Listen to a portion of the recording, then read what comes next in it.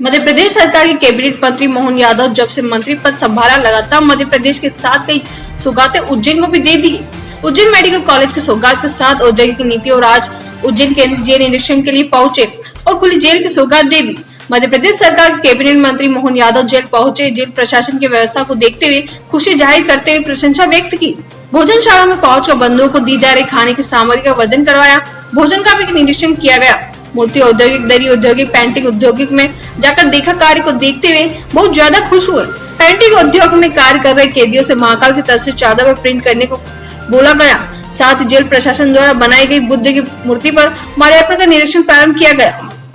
देखिए, central jail Bharuch का उज्जैन का इतिहास पुराना है और ऐसे में इस जेल के अंदर बंदियों की अंदर की स्थिति और ख़ास करके कोविड के काल में ये जो वर्तमान का दौर है हमारे लिए कठिन दौर था। ऐसे में कोविड की जो आवश्यक शासन की गाइडलाइन हिसाब से बंदियों का रखा जाना अपने आप में चुनौती थी। मुझे संतोष है इस बात का कि माननीय मुख्यमंत्री और माननीय केंद्रीय मंत्री द्वारा दिए गए निर्देश के परिपालन में यहाँ जेल में प्रबंधन किया गया और आमतौर पर जो थोड़े कम अपराध के लोग थे उनको लगभग 700-750 लोगों को यहाँ से अभी कोविड के कारण से पेरोल दिया गया था। लेकिन उसके बावजूद भी जो गंभीर किस्म के और बाकी ऐसे बंदी जिनको रखा जाना आवश्यक था उनकी व्यवस्था की गई है।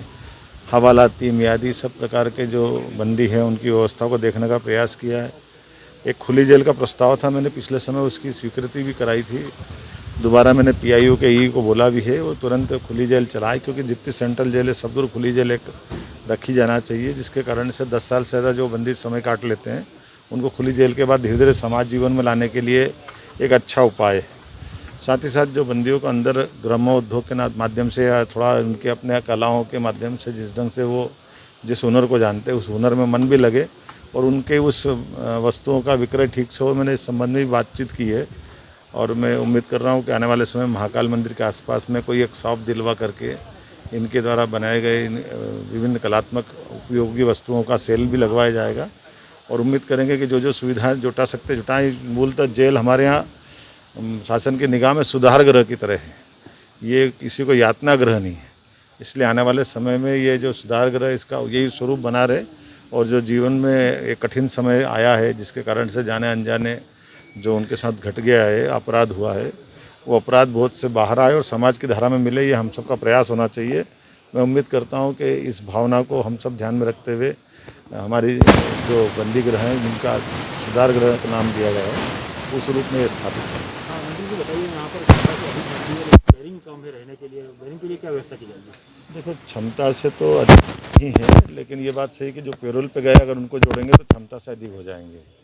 लेकिन मैं उम्मीद करता हूँ जैसे पिछले समय सरकार ने यहाँ की बैरक बढ़ाई है, अभी 3-4 बैरकें और बढ़ाने की जो संभावना है। मैंने पीआईओ से बात भी की और मैं गृह मंत्री से बात करूँगा, मुख्यमंत्री के नॉलेज में लाएंगे कि जेल के अंदर ये जो परिसर कम पड़ रहा है उसको और बढ़ाएं। यद्यपि हमारी उपजेलें चालू हुई है, पिछले समय बढ़ने की बहुत दिनों से बंद थी, वो चालू हुई है। एक तरह से जिले के जेल के अंदर की जो व्यवस्था रहती है उनकी क्षमता बढ़ती जाएगी तो सेंट्रल जेल पे लोड कम आएगा, जिला जेल, उप जेल। और मैं उम्मीद करता हूँ सेंट्रल जेल का तो इसका मैंने बताया कि इतिहास है, उम्मीद कर रहे हैं कि ये अपने उस गौरवशाली इतिहास को भी कायम करेगी और यहाँ पर जो लोड है उसको हम कम कराएंगे। Bureau report, Ujjain.